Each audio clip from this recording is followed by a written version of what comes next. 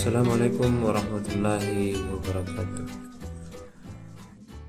Untuk siswa sekalian, pada kesempatan ini mata pelajaran kita adalah dasar-dasar seni rupa kelas 10 khusus untuk jurusan desain komunikasi visual. Materi yang akan kita bahas adalah tentang unsur-unsur seni rupa. Tujuan pembelajaran memahami tentang seni rupa, memahami unsur seni rupa, mempresentasikan unsur seni rupa.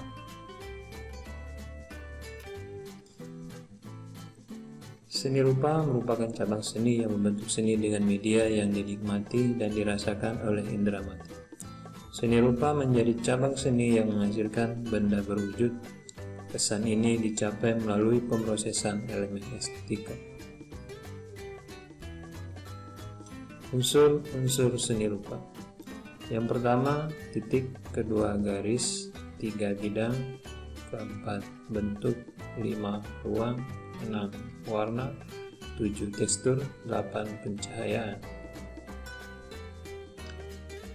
Baik, yang akan kita bahas pertama adalah titik. Titik adalah bentuk kecil yang tidak mempunyai dimensi. Raut titik yang paling umum adalah bundaran sederhana, mampat bersudut, dan tanpa arah. Contohnya bisa kalian amati seperti pada tampilan di depan seperti ini. Peran titik dalam desain. Yang pertama adalah sebagai barik atau tekstur. Kedua, sebagai penentu struktur pengelompokan atau kedudukan suatu bidang atau figur dalam sebuah komposisi. Sebagai fokus penetapan pusat perhatian dan sebagai pengungkap kesan gerak. Contoh komposisi titik.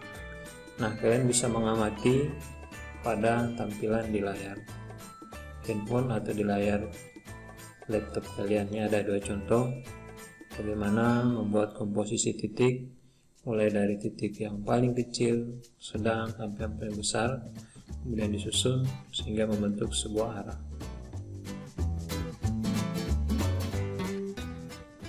Berikut adalah penerapan titik pada gambar. Nah, sering kita jumpai pada sebuah gambar bentuk di mana kita menggunakan unsur titik sebagai media untuk membuat arsiran sehingga nampak kesan 3 dimensi atau untuk menampilkan kesan pencahayaan pada gambarnya yang kita buat. Pembahasan yang kedua adalah garis. Garis merupakan suatu hasil goresan nyata dan batas limit suatu benda, ruang, rangkaian massa, dan warna. Hubungan 2 titik atau jejak titik yang bersambungan atau berderet. Garis, kesan, dan efeknya. Nah, ini ada jenisnya, ada yang lurus, lengkung, berombak, siksak, tebal tipis, tak terputus, tegak lurus, mendatar, diagonal.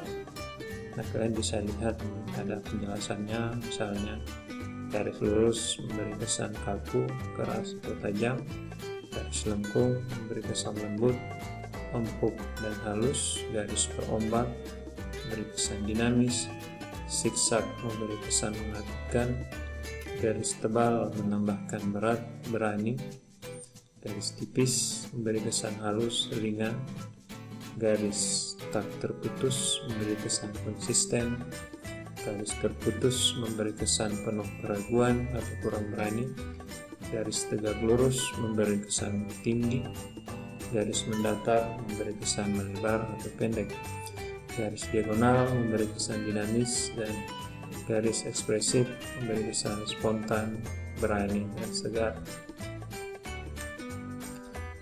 Fungsi garis yang pertama adalah menghubungkan atau menyambung, mendukung, mengelilingi, atau memotong unsur visual. Yang kedua, menggambarkan tepi bidang dan memberi kontur pada suatu bidang. Mengekspresikan feeling dan emosi, menggambarkan gerak dan energi, dan yang terakhir, sebagai pola. Contoh eksplorasi garis. Nah, kalian bisa lihat pada layar handphone atau layar laptop kalian, ini ada contoh eksplorasi garis disusun sehingga membentuk sebuah desain.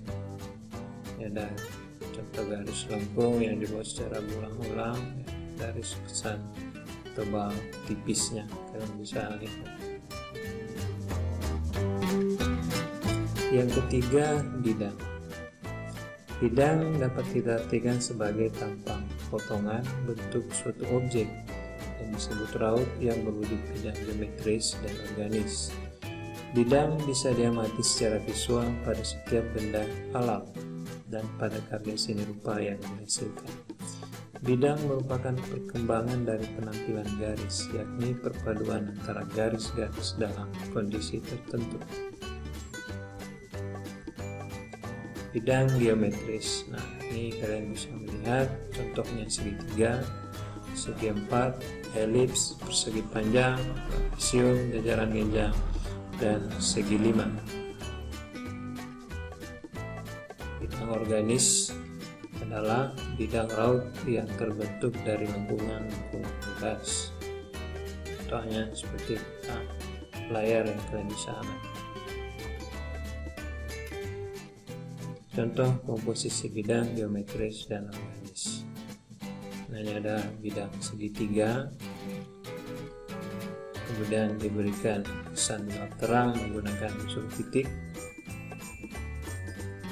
Ini ada komposisi segi empat menggunakan tebal tipis, paduan hitam dan putih, dan komposisi bentuk bebas. Itulah contoh-contoh komposisi dari bidang geometris dan organis. Yang keempat adalah bentuk. Bentuk merupakan wujud tiga dimensional yang memiliki panjang, lebar, dan volume atau tebal pada area dengan kedalaman yang memiliki dimensi panjang, lebar, dan tinggi. Atau dengan kata lain, bidang bersifat tebal atau memiliki isi atau volume. Contohnya seperti ini.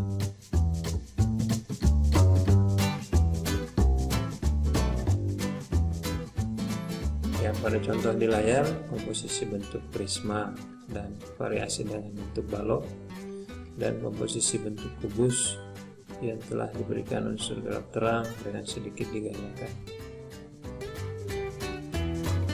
Yang kelima, ruang. Ruang merupakan unsur seni rupa yang memiliki dua sifat, yaitu semu dan nyata. Dalam karya dua dimensi, ruang bersifat semu karena hanya berupa penggambaran saja.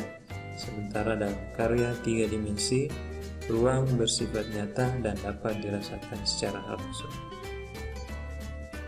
Contoh kesan ruang ialah apakah kesan ruang, dan ketika ini dalam wujud tiga dimensi atau ruangan yang sesungguhnya. Nah, tetapi pada tampilan berikut ini merupakan kesan ruang dengan bentuk dua dimensi, tetapi kesan ruangnya tetap bisa kita lihat. Yang keenam, warna. Warna adalah spektrum tertentu yang terdapat dalam suatu cahaya sempurna berwarna putih. Pengertian yang lain, warna dalam seni rupa berarti pantulan tertentu dari cahaya yang dipengaruhi oleh pigmen yang terdapat di permukaan benda. Pengelompokan warna. Warna primer yaitu warna dasar atau warna pokok yang tidak dapat diperoleh dari campuran warna lain. Contohnya merah, kuning, biru. Warna sekunder yaitu warna yang dapat diperoleh dengan mencampur dua warna dasar dalam takaran tertentu. Contohnya oranye, ungu, dan hijau. Warna tersier yaitu warna yang dihasilkan melalui pencampuran warna sekunder. Warna analogus yaitu deretan warna yang letaknya berdampingan dengan takaran warna, misalnya kuning, kuning kehijauan, atau oranye kemerah. Warna komplementer yakni warna kontras yang letaknya berseberangan dalam lingkaran warna, misalnya kuning dengan ungu, merah dengan hijau. lingkaran warna. Ini ada contohnya. Lingkaran warna kalian bisa amati mana yang masuk warna primer atau warna pokok, warna sekunder, tersier, analogus, dan warna komplementer. Yang ketujuh, tekstur.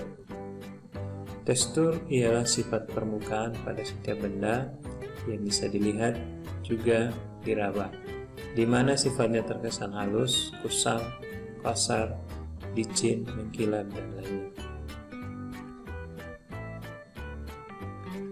Tekstur juga termasuk salah satu unsur seni rupa 3 dimensi. Tekstur pada seni rupa adalah sifat dan keadaan permukaan bidang pada suatu karya. Tekstur terdiri atas 2 jenis, yaitu nyata dan semu. Gelap terang atau pencahayaan merupakan unsur seni rupa yang terakhir adalah gelap terang. Unsur ini bergantung terhadap intensitas cahaya, artinya semakin besar intensitas cahaya maka akan semakin terang. Sebaliknya, semakin kecil intensitas cahaya maka akan semakin gelap. Dalam karya 2 dimensi, unsur gelap terang dibuat berdasarkan gradiensi dan pemilihan warna. Contohnya seperti ini.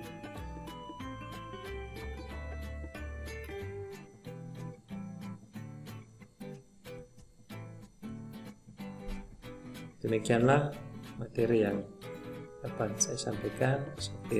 Assalamualaikum warahmatullahi wabarakatuh.